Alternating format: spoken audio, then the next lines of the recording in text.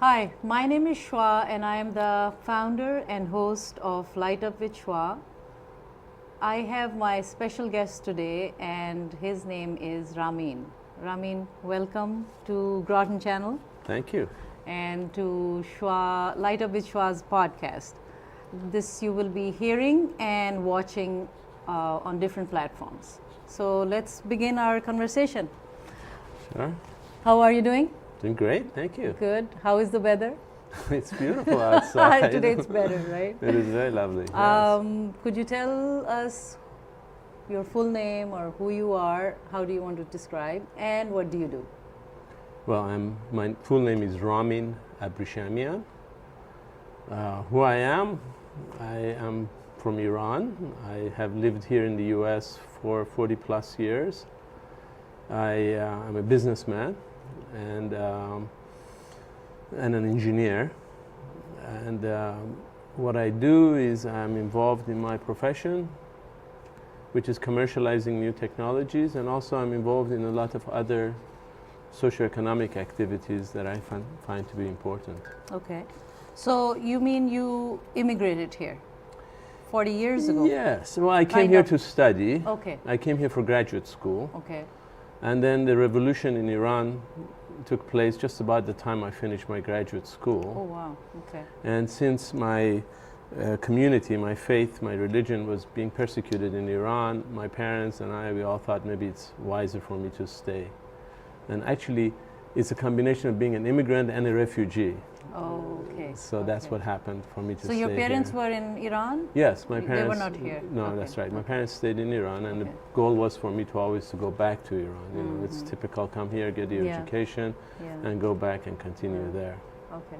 So then you decided to stay here. Right. So could you tell a little more about your profession for the information and also for the youth, whatever you do, which you said it's not difficult, but you said it's say it again. It's a commercialization Of new technologies. Okay, so Well, what you know, does that mean? And if somebody wants to get into this area, is this a field? Is this a career?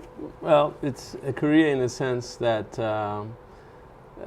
most of us who came here as immigrants, especially from Iran, I suspect the same applies to Pakistan, you always go for the easy subjects that don't require a lot of profound knowledge of English language. So Okay. you go for math, physics, chemistry, and that was natural for me. Okay. So I studied chemical engineering. Actually, I did my undergraduate in Scotland. I finished my high school in England. And Oh, wow.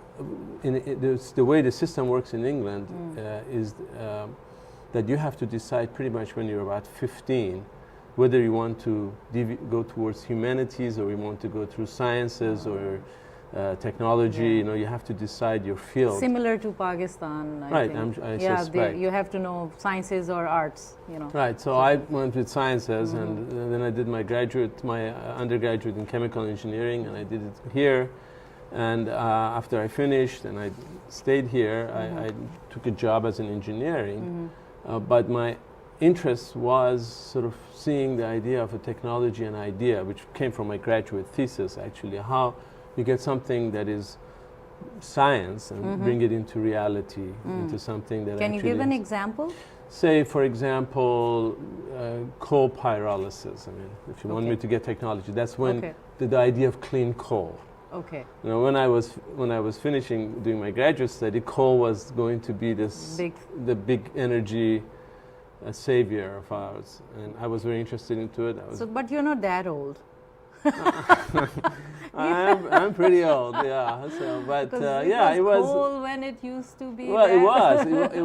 It was. You know, we were supposed to have 300 years of energy of coal, and if you could just make it clean enough to work. So I spent a lot of time. And I think we're still talking about it, right? How yes, to make but clean much less. coal. Yeah, much less, much because we've kind of come face to face with reality that really it's not going to be ever that clean, and there are alternatives that are cleaner. Right, right. So I worked on that, and then when I finished my thesis and when I got my first job was working on building plants and trying to get that set of data and ideas into a reality. So I find that very interesting.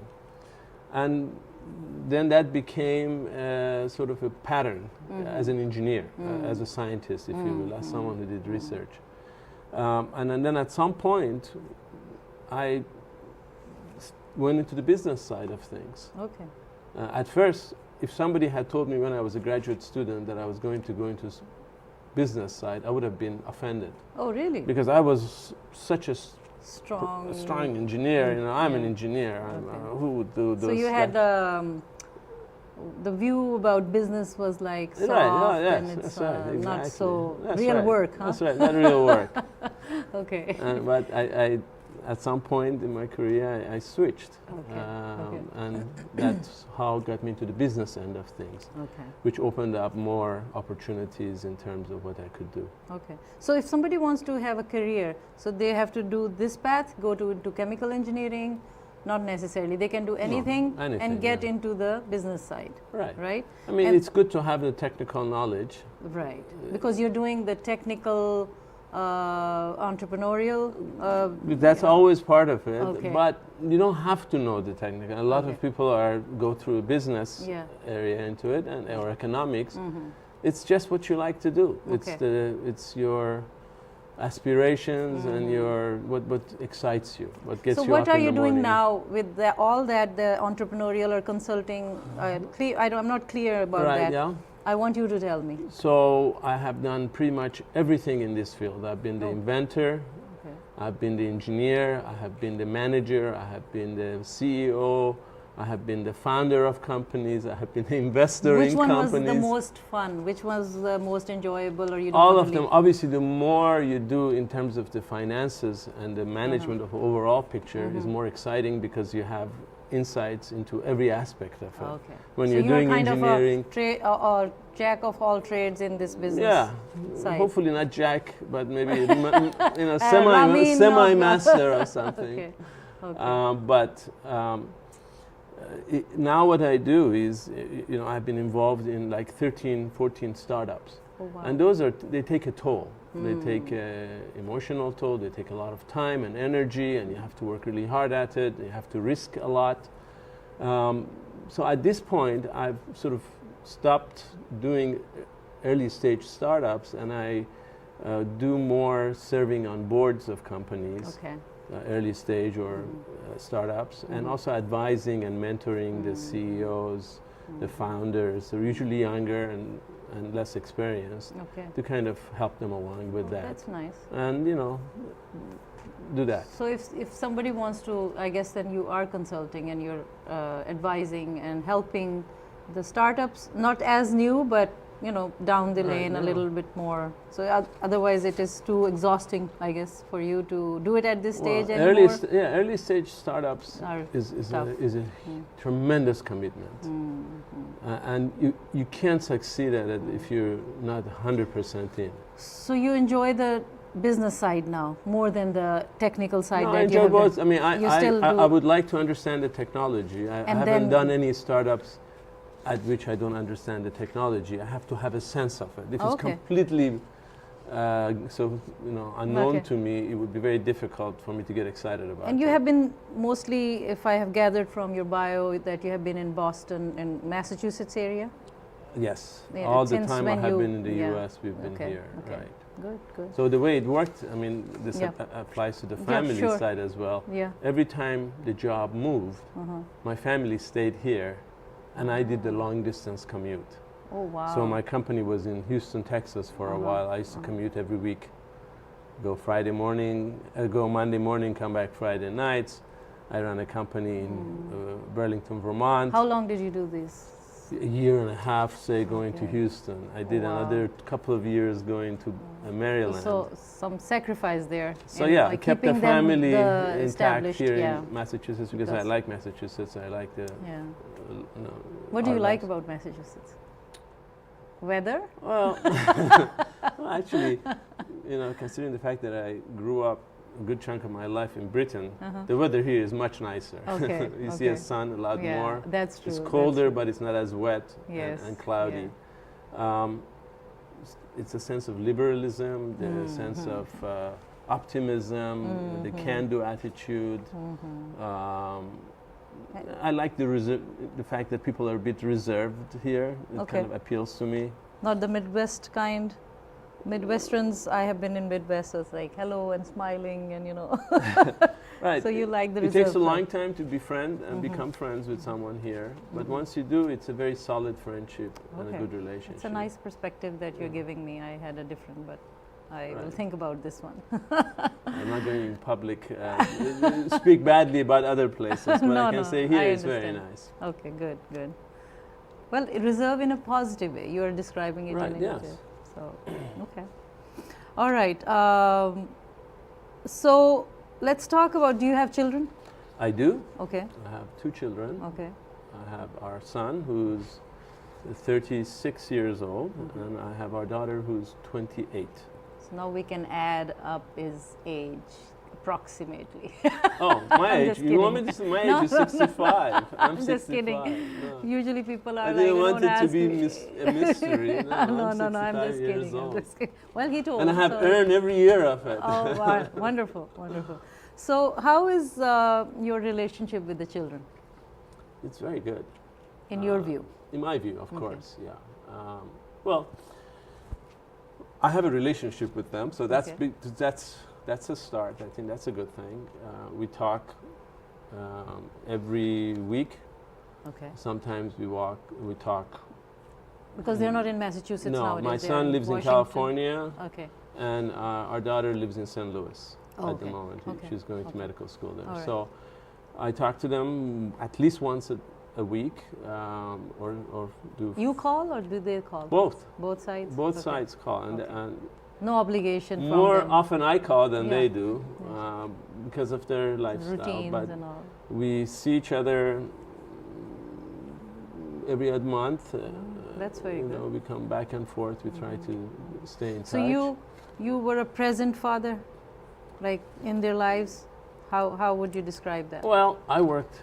My work Yeah, was very that's hard, very hard, yeah. and I had to do a lot of traveling. So the a credit lot of goes travel. to. Credit goes a lot to my wife Okay. because she had a full-time job, Okay. and she managed the household really well. And you appreciate that? I couldn't have done anything without that. I mean, of course, I appreciate it. It was absolutely critical. I mean, Okay. So because I mean, I would disappear. I would sometimes. You wouldn't know where I was in the world. Yeah. You know, I would call somewhere and I was in Oslo, Norway, or sometimes I was in southern Chile for one of the businesses. So it was constant travel. It was tremendous amount of travel, and she held up the household. But I was involved in a sense that when I was here, I was 100% engaged with them. And So, coming to that, like, how, before I go into parenting, or maybe I should just start it, so let's continue with that. What role do you think you are comfortable with the children? Like, are you friendly with them or you are fatherly with them? oh, at this point, absolutely friendly. Okay, Before they finished high school, I was fatherly. okay, We you know, we run a very tight ship. okay, okay. So did you have any challenges with their teenagery and all that? Are you kidding? Yeah. Do you have Anything you children? can share? Yeah, I have. Yeah. Yeah, well, I mean, it's for So how did you manage? Basically, I'm coming Well, to that. Like, did you and your well- wife had? Were you on the same page when you well. had challenges? And This is a very yeah. good question. Yeah. You see, my wife is from Mexico, and she was raised a Catholic. And for the first 12, 13 years of our marriage, she was a Catholic, and I was raised as a Baha'i. And I was a follower. You know, I was an active Baha'i. Okay. So we did agree on some core values. Wow. So, So- you discussed that before? Yes. Oh, before wonderful. even before we got married.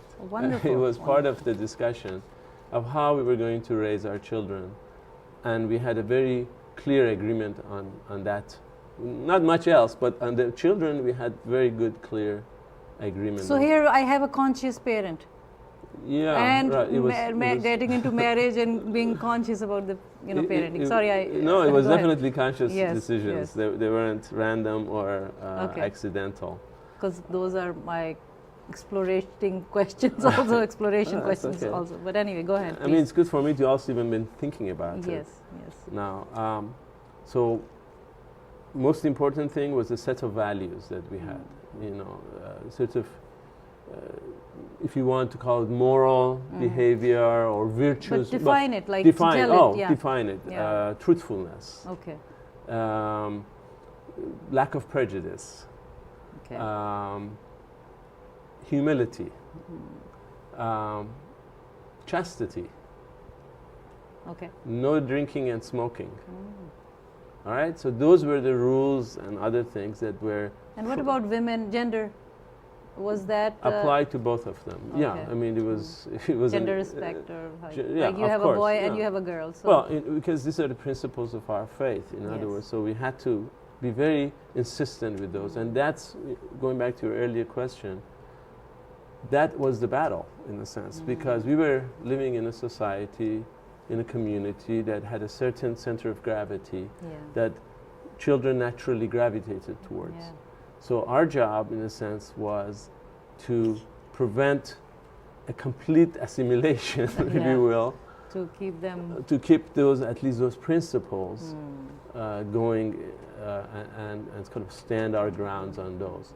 Pretty much everything else, whether it was academics or sports, we were very relaxed about those. If they did this or didn't do that, we would kind of, there was no line drawn on the sand, but on their behavior, on their attitudes, on the sort of those things, we were very adamant. I'm very good to know that. So now I'm thinking, if your wife is from Mexico and Catholic and you're Baha'i from Iran, and like, did you have challenges, both of you? Because you're different, like this is intercultural marriage, interfaith, intercultural. Yes, we did have, of course we had challenges. Are you kidding? No, I think No, I don't of think you course. have any challenges. We had many challenges. Okay. The most important thing was, before we got married, we discussed the issues that were, how do you raise your children? That was the most important issue. Before I go to that, Right. why did you get married to her, or why did she get married to you? I saw her in an MIT library, just saw her, and I said, I'm going to marry her. Oh wow. If she's not married already, if she's not engaged, Okay. and, you know, I'm going to marry her. Okay, wow. And I pursued her for 2 years. I have to see her now. Yeah, no, you should. And I pursued her for 2 years until finally she consented to marry me. It was difficult because her goal was to go back to Mexico. Her goal wasn't to stay in the U.S. And my. So what did you like that you just looked at her and said, well, Well, you know, the first thing is the physical thing. You see, there was something there that attracts you and wants you to know. And then as I got to know her more, I was comfortable with her. You know, I So felt what's important? Let's go from there to the relationships. What is important in a relationship, especially in this relationship? In a trust. Trust. I think that's the most important thing. You know, if you trust someone, then no matter what happens, you can always go back to the trust and figure it out. If you don't have trust, then if something happens, then you start spiraling down the slippery slope of So, and how do you build trust? Because when you saw her, when you started in the beginning, did you pay attention to the trust in the beginning to make the foundation strong? Like, are there any tips that you can give to the young or the people who are already married, or for anybody? I mean, from people from like you, I think it would be good to have a sentence or two or some tips about something that you did. I know it doesn't apply to everybody, but maybe it might. Who knows? One thing was I was very conscious about it. Okay. It wasn't. I wasn't an autopilot. I wasn't on just going along. I was very conscious about. Okay, is she the right person for me? Oh, okay. And are we going? You know, is this a good match? I was, because don't forget. I mean, I should tell you, in Baha'i faith, getting married on one hand is very simple. On the other hand, is very difficult because you need the consent of the 4 living parents in order for you to be able to get married in the Baha'i faith. Oh wow, okay. So it takes 6 people have to give their consent, the man and the woman, and then their parents. So at the back of my mind, I always had to think, all right, would my parents approve of her? What would they be thinking? Okay, so that was at I'm the a back good of engineer. I had Oh, to that's anticipate good. what That's was going wonderful. to happen. And in that process, I had to sort of went through that. So that's what that was. Good, good. No, this is good. So you were keeping that in mind because relationship is very important to have a good relationship, a positive relationship, a strong relationship in order to have a good parenting household. I think so. Right? Yeah. What do you think? I like think so. that's what you did because if you were being conscious. Was she close to consciousness in her coming to marriage? It took her a long time to convince her. Okay, yes, yeah. Yes, I think. So how did, I would love to have another, I think, episode only about your, how did you pursue her? How did she agree to that? And like maybe there will be some really, no, I'm serious. It was, the biggest problem we had was actually the fact that she wanted to go back. She had a commitment to go back to Mexico. Okay, okay. And I made that commitment to go to Mexico with her, actually. I said, oh, no problem. I can go and live in Mexico because this is before revolution, because I was coming from a financially comfortable background. I didn't have to go and get a job right away. I could take a chance by going in another country and try to set us up. But then during these discussions, the revolution in Iran happened. My financial security all went away. I had to get a job. I had to work and also had to worry about my family as well. So that kind of was the big thing. No, that's very good. I'm sorry, I'm enjoying the conversation, but I'm not sure if I'm giving you the young audience any hints, but I think the only thing is to be conscious. Conscious and build trust. I think that's what I gathered from your... And get your parents involved. Okay. If you have parents and if they are supportive, but even if you have different... Because I was thinking, different faiths, how did you come together? Did your parents or her parents have an issue? With our faith, it was our negotiation was very simple, and that was that we raise our children to be aware of all the faiths. Okay. So both faiths and others. Okay. Which is a Baha'i principle anyway, so I wasn't really making a sacrifice. Okay, okay. And then they can decide when they want to do. Okay. Well, in the interest of time, I would love to have more conversation, but let's start with some thought-provoking questions that I call, a couple of them, and then we can go to the last leg of questions. Sure. So, what do you like about yourself? I'll switch to you now. Only you. I didn't see that question. It is there. Anything you like to change about yourself? Let's start with that. Oh, the list would be very long. Okay, one. Well, what I like about myself is that I don't get afraid of things. Okay. So I'm somewhat... A brave man.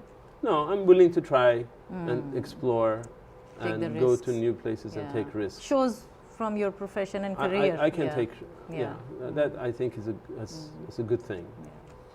Yeah. What I don't like about I don't have much discipline. I could be a lot more disciplined than I am. What do you mean by disciplined? The discipline to be able to keep to a regimen. Okay. And you're doing so much, and you think you're not it's very difficult. I mean, and I'm not doing them all very well. Okay. That is another episode. That's another episode, yes. Okay, so, that's what was my question, and you answered. So, let's get to the last leg of questions in the interest of time. So, what is the value of gratitude in your view? The value of gratitude? Yeah. How do you see gratitude? How do you see shukr? Well, do you interact with gratitude? Well, I interact primarily through prayers, as it is in Islam.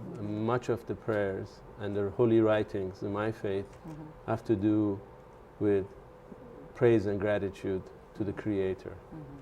And the effect of that is sort of, it's creating sense of humility, which I think is a good human quality to have, not always easy to have it. But so gratitude, especially to the divine, to the creator, creates that sense of humility, because you realize that we have so many privileges. Every little thing in our lives has helped us to get to where we are. So how do you inculcate that in daily prayers? Or well, certainly it's part of my daily prayers. And if you're not praying, then? But hopefully in our actions too. I mean, in a sense, That's if you're grateful, then you also want to give back. Okay, thank you. What is the purpose of your life at this stage, with all the work you have done, and where I you're think headed? the purpose of my life is consistent. Okay. Ever since I had faith, is to, on a higher level, to know God and to worship God, which means to know God is to get to know the universe, to explore it, to understand it, to explore religion, to explore. Do you think that becomes like appreciating God, appreciating universe, appreciating what you have, or is it just exploring? Exploring. Okay. Exploring and learning. Okay. And to worship is not just an act of going to the mosque or going to a prayer place, but in action. In the way we do it. So that's there. And here now it's service. It's trying to give back as much as I can. Okay. Any message of hope that you would like to give today? Oh, our young people. Yes.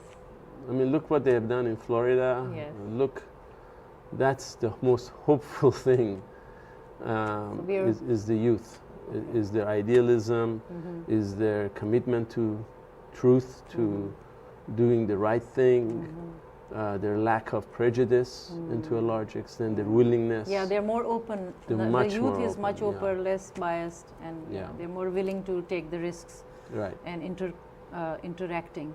Sure. Yeah. All right, and I wanted to ask you so much more, but anyways, what lights you up? This lights me up. What is this? The interviewing, conversation? No, a getting good to know conversation. people. Good, okay. I mean, to me, every time I meet someone new and learn about something that I didn't know, that lights me up.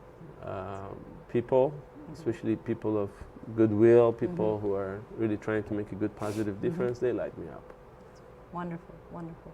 Well, I think we have to get you back in the studios again, because there are some, important questions that I wanted to ask. Sure. And because of the time and, we got some good conversation here. I hope people would like that, what you had to offer.